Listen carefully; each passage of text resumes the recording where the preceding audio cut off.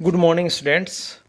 अब तक हमने दो देशों के बारे में पढ़ा, श्रीलंका और बेल्जियम। एक बार थोड़ा सा रिवाइज करते हैं जल्दी जल्दी उसको, फिर हम उसको आगे बढ़ाते हैं। सबसे पहले हमने श्रीलंका के बारे में पढ़ लिया था और बेल्जियम के बारे में पढ़ लिया था। श्रीलंका और बेल्जियम की जो भाषाई व्यवस्था है या सामाजिक व्यवस्था है उसके बारे में हमने पढ़ा। दोनों देशों की एक बार थोड़ी सी तुलना करते हैं। देखिए, श्रीलंका में दो समुदाय थे बहुतायत से रहने वाले। एक तमिल भाषा के लोग 18%, 74% सिंगली समुदाय के लोग। श्रीलंका ने क्या किया, 74% जो लोग थे उन्होंने अपनी बहुसंख्या, बहुत ज़्यादा संख्या के आधार पर और सत्ता का क्या करना चाहा, दुरुपयोग करना चाहा, या सत्ता को अपना समझ लिया, पूरे श्रीलंका को अपना समझ लिया और तमिल भाषा के लोगों को किसी प्रकार का कोई अधिकार नहीं दिया गया। इसके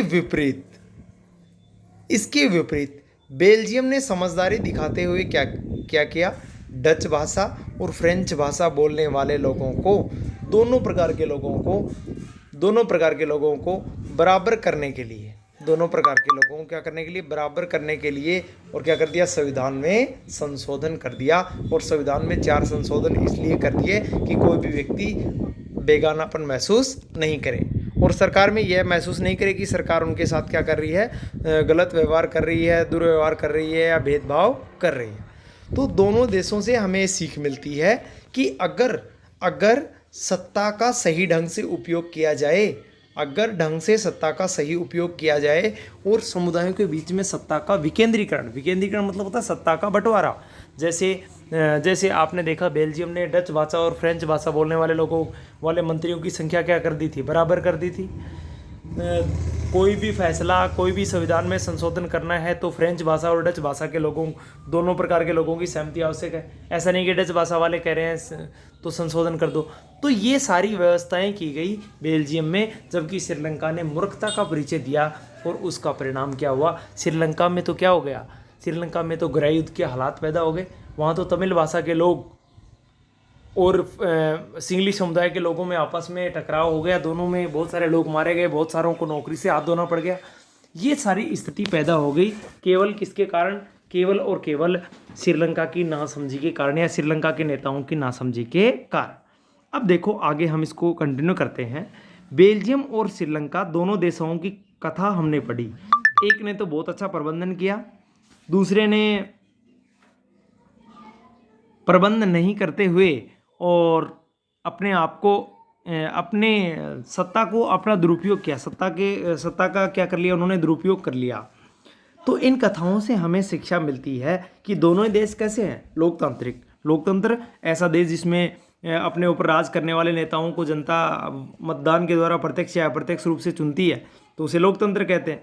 तो दोनों ही देश कैसे हैं, लोकतंत्र। बेल्जियम में भी लोकतंत्र है और श्रीलंका में भी लोकतंत्र है, लेकिन दोनों देशों ने सत्ता की साझेदारी को अलग अलग तरीके से निपटाने की कोशिश की। एक ने तो सत्ता में क्या कर दी, दोनों भाषाओं को बोलने वाले लोगों के बीच में और दोनों समुदायों के बीच में क्या कर दिया, बंटवारा कर दिया सत्ता का, या ये कहें शासन की शक्ति का बंटवारा कर दिया एक ने तो, और दूसरे ने शासन की शक्ति का बंटवारा नहीं किया, अर्थात एक समुदाय ने ही शासन की शक्तियों का क्या किया, दुरुपयोग करना शुरू कर दिया। और परिणाम क्या हुआ, परिणाम यह हुआ कि श्रीलंका में तो गृह युद्ध के हालात हो गए, जबकि बेल्जियम आज भी शांतिपूर्वक अपनी लोकतांत्रिक शासन व्यवस्था को बहुत अच्छे से चला रहा है। यहाँ तक कि यूरोपियन जो संघ है, यूरोपियन संघ ने भी बेल्जियम की समझदारी को देखते हुए अपनी यूरोपियन संघ का क्या कर दिया, मुख्यालय कहाँ स्थापित कर दिया, बेल्जियम की राजधानी ब्रुसेल्स में स्थापित कर दिया। आगे देखो, बेल्जियम के नेताओं को लगा कि विभिन्न समुदाय और क्षेत्रों की जो भावनाएं हैं, उन भावनाओं का क्या करना है, आदर करके और देश में एकता बनाई जा सकती है। ये किसकी सोच थी, बेल्जियम के नेताओं की। सोचा कि बेल्जियम में दो प्रकार के समुदाय हैं, फ्रेंच भाषा को बोलने वाले लोग और डच भाषा को बोलने वाले लोग, और दोनों समुदाय में या दोनों क्षेत्रों में भावनाओं का क्या कर देंगे, आदर कर लेंगे, दोनों की भावनाओं का आदर कर लेंगे, तो देश में क्या बनी रहेगी, एकता भी बनी रहेगी और देश की शासन व्यवस्था भी सुचारू रूप से चल सकती है। जबकि श्रीलंका के नेताओं ने इसका उल्टा रास्ता अपनाया। कैसे, उन्होंने बहुसंख्या यानी बहुत ज़्यादा संख्या, किसकी थी ज़्यादा संख्या, सिंगली समुदाय की। 74% लोग किसको मानने वाले थे, सिंगली समुदाय को, तो बहुसंख्या के बल पर और सिंगली समुदाय ने क्या कर लिया, सत्ता का दुरुपयोग करने की सोच ली, जिससे श्रीलंका देश की एकता और अखंडता पर क्या आ गया, खतरा आ गया। तो यहाँ अपने को दोनों भाषाओं के से यही समझना था कि दोनों भाषाओं में क्या, दोनों देशों में क्या फ़र्क रहा। दोनों देशों में फ़र्क यही रहा कि बेल्जियम ने तो समझदारी का परिचय दिया और दोनों भाषा बोलने वाले लोगों के बीच में क्या कर दिया, शक्तियों का विकेंद्रीकरण कर दिया, शक्तियों को बांट दिया। जबकि श्रीलंका ने बिल्कुल इसका उल्टा किया। श्रीलंका ने शक्तियों का बंटवारा नहीं किया और श्रीलंका ने क्या कर लिया, इसी कारण से अपने देश में गृह युद्ध के हालात पैदा कर दिए।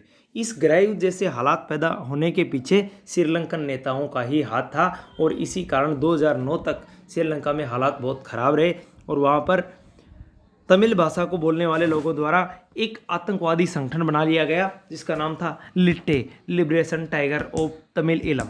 ये संगठन बनाया गया और इस संगठन ने श्रीलंका में क्या, लिट्टे नाम से बनाए गए इस संगठन के द्वारा क्या किया गया, श्रीलंका में तबाही मचाई गई और श्रीलंका के जो तमिल लोग थे उन लोगों द्वारा देश में गृह युद्ध के हालात पैदा कर दिए गए। इसके अलावा आगे देखो, सत्ता की साझेदारी की आवश्यकता।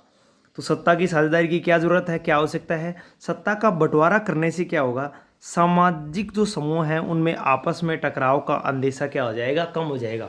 2 सामाजिक समूह हैं, 3 हैं, 5 हैं, 10 हैं, भारत में तो बहुत सारे सामाजिक समूह हैं। इन छोटे छोटे देशों की चर्चा की हमने। तो सत्ता का बंटवारा करने से क्या फ़ायदा होता है, सभी सामाजिक समूहों के बीच में आपस में टकराव का अंदेशा क्या हो जाता है, कम हो जाता है। इसलिए सत्ता की साझेदारी राजनीतिक व्यवस्था के स्थायित्व के लिए क्या है, जरूरी है।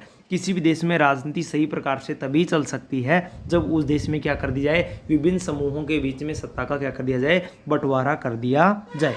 आगे दूसरा पॉइंट है, सत्ता की साझेदारी है वो लोकतंत्र की आत्मा है। यानी लोकतंत्र का मूल मंत्र ही क्या है, सभी समूहों के बीच में क्या कर दो, सत्ता का बंटवारा कर दो। क्योंकि लोकतंत्र में जो सरकार है वो सरकार बनाता कौन है, सभी समूह मिलकर के बनाते हैं, सभी लोग वोट देते हैं।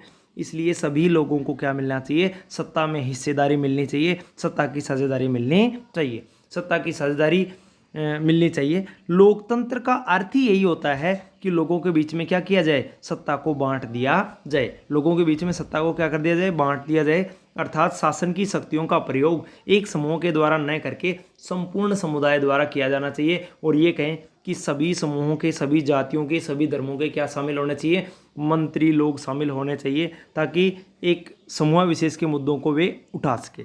अतः वैध सरकार वही है जिसमें अपनी भागीदारी के माध्यम से सभी जो समूह हैं, सभी भाषाई समूह हैं, धार्मिक समूह हैं, वो शासन व्यवस्था से क्या करते रहें, जुड़ते रहे। इतना आपको कर लेना है। धन्यवाद।